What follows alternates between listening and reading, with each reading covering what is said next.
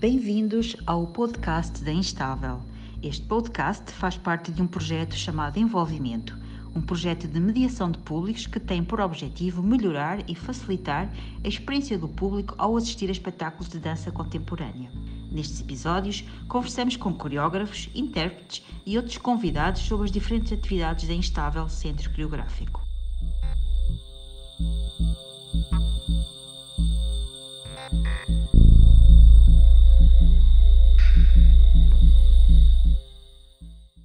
Margarida Constantino é criadora e intérprete da peça Sagração de Quem Era, apresentada no ciclo Palcos Instáveis e que, desde então, integra o projeto de circulação e difusão da Instável, os Palcos Instáveis Segunda Casa.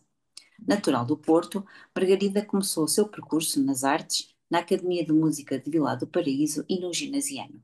Passou pela Escola Superior de Dança de Lisboa e licenciou-se pela Universidade de Artes, Artes, nos Países Baixos. Por lá, apresenta trabalhos de Marco Oeke, Elias Lazaridis e Rosa Lopes Espinosa, entre outros coreógrafos.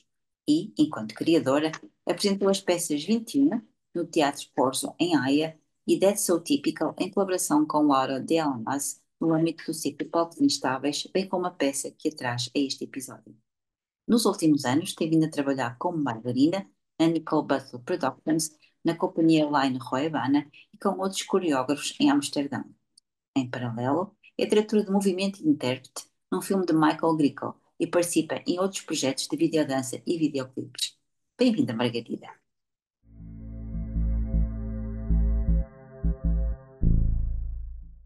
Bem-vinda, Margarida. Vamos falar um pouco sobre a peça Sagração de Quem Eras, que foi apresentada recentemente no âmbito do Palcos Instáveis. A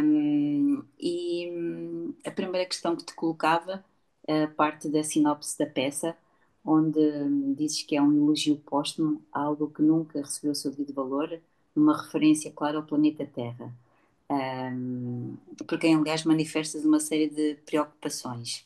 Falas num cenário pós-apocalíptico, onde o planeta Terra continuará, mas nós não é? É uma espécie de um sem depois.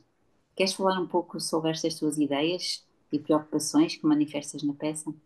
Sim, Sou Sagração de Quem Era é uma peça sobre a natureza, sobre a maneira como nós tratamos a natureza e sobre esta ideia de que nós utilizamos a natureza, mas isso não nos traz consequências, em que a única consequência é para o planeta, que não é real, porque se a humanidade deixar de existir, o planeta continuará a existir sem nós, certo? Sim, sim. A analogia que eu faço, de certa forma, é que nós, ao danificarmos a natureza e ao termos uma relação de hierarquia para com a natureza, em que o ser humano está acima disso, Uhum. nós estamos a sabotar-nos, porque nós não nos apercebemos e perdemos essa conexão com a natureza e dessa forma estamos a sabotar a nossa própria existência e a nossa própria funcionamento na Terra e como É. Continuidade, não é? sim. Elogio póstumo porque eu queria, de certa forma, despedir-me para, para reforçar esta ideia de que a Terra está a morrer, não é? E queria dramatizar isso, de certa forma. Hum, e ao mesmo tempo elogio no sentido de que era uma despedida e uma forma poética de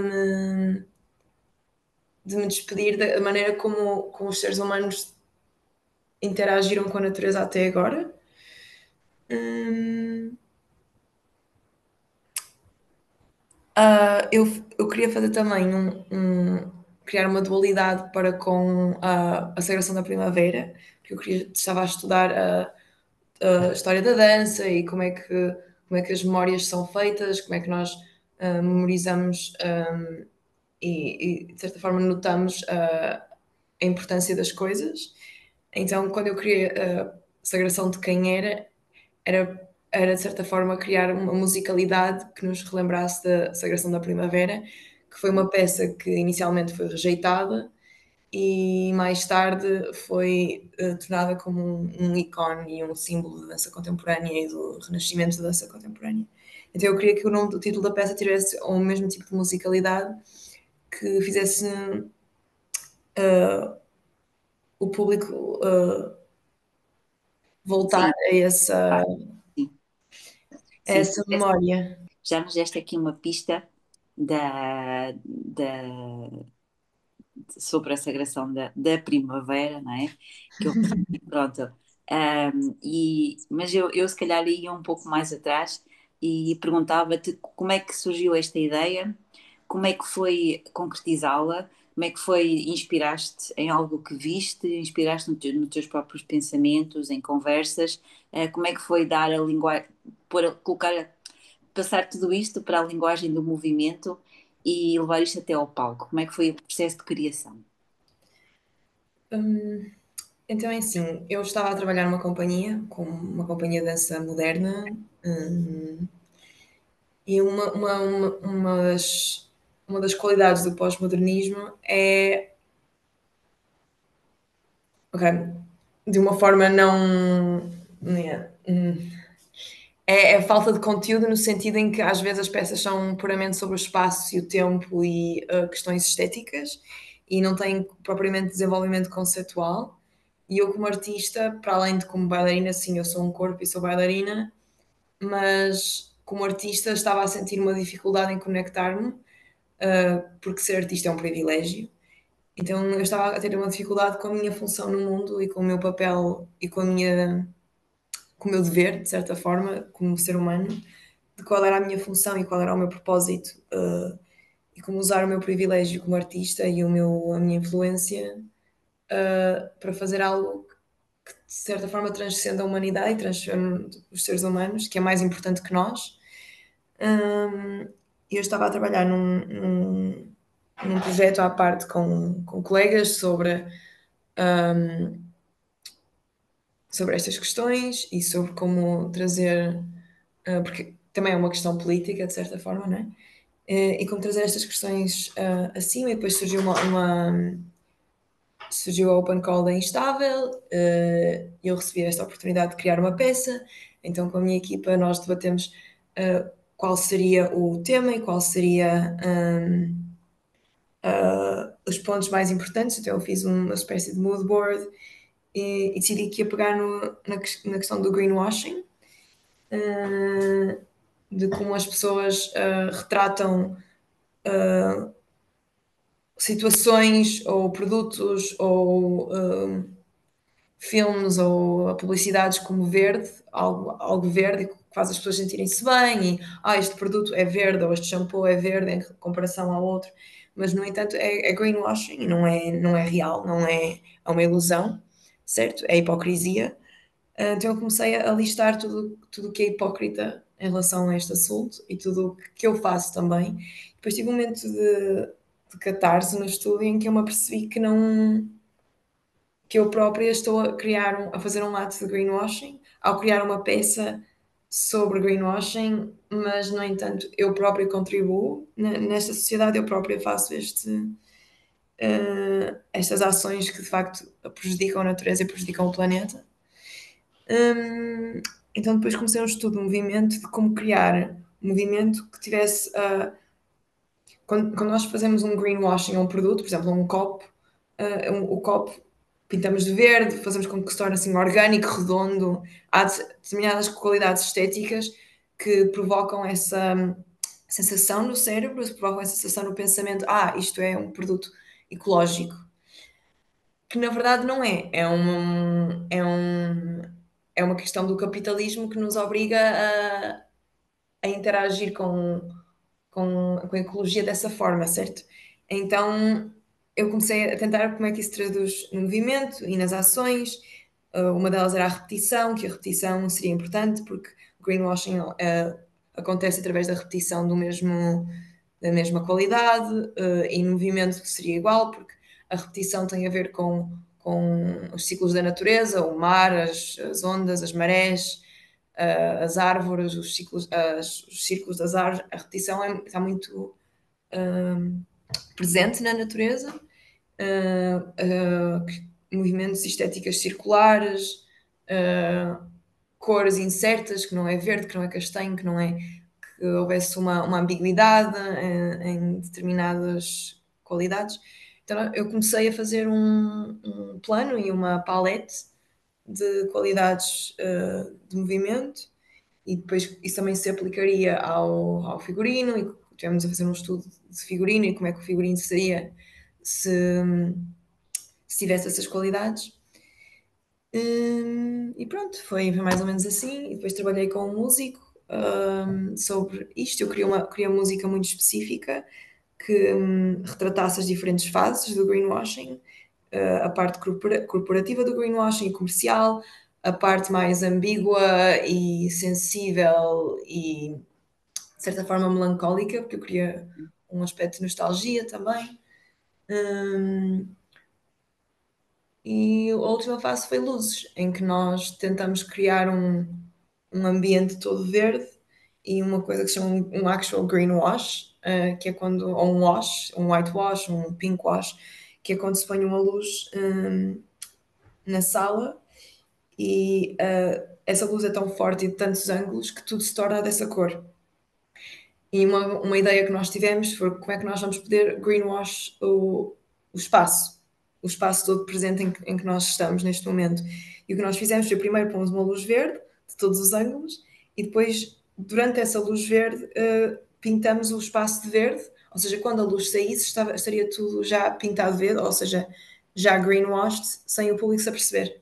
Então foi assim um bocadinho um truque de magia que nós fazemos durante a peça. Fantástico. Obrigada por esta viagem na criação, que foi mesmo foi fantástico, fantástico.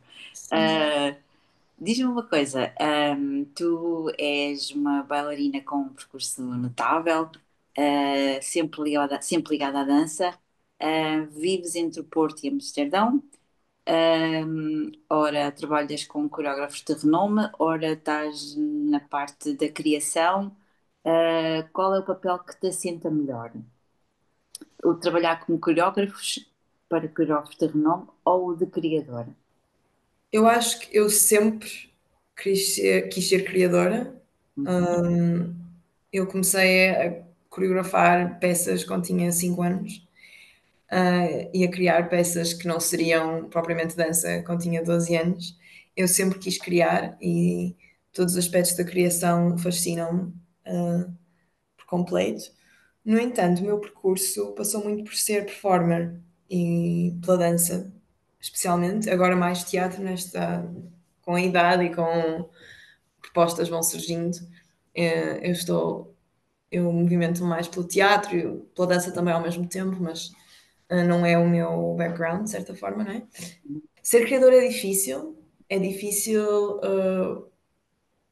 financeiramente, é difícil estar constantemente a escrever aplicações e a reuniões aqui e ali, a toda a questão do networking.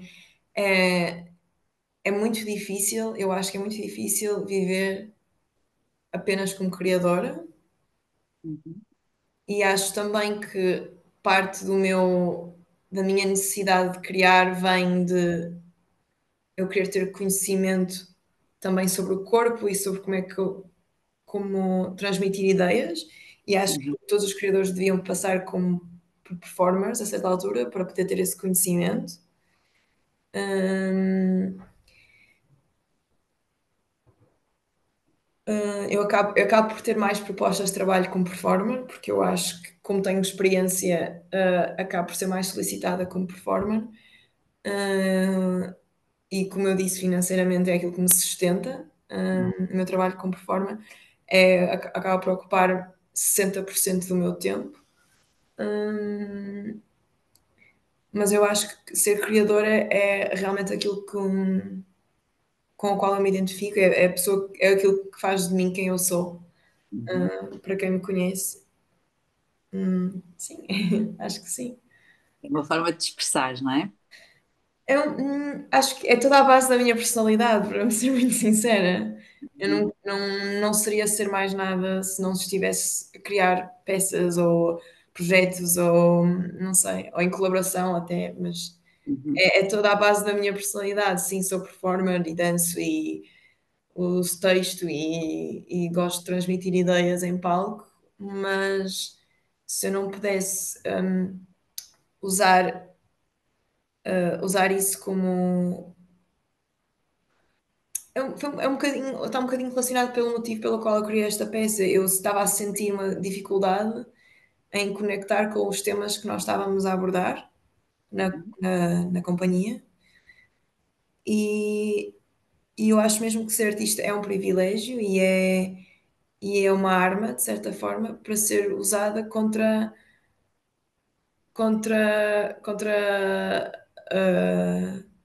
Algo que não está correto, uma algo espécie que não de um está statement. correto, ou uma maneira de melhorar a sociedade, de certa Uhum. forma, ou injustiças de alguma.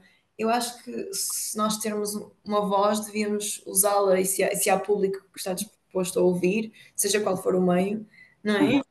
Uhum. Sim, exato. Acho que é uma necessidade até, não sei. Sim, é muito importante, concordo em absoluto, concordo em absoluto. Margarida, muito obrigada por esta conversa Obrigada. pequenina, e vemo-nos em breve.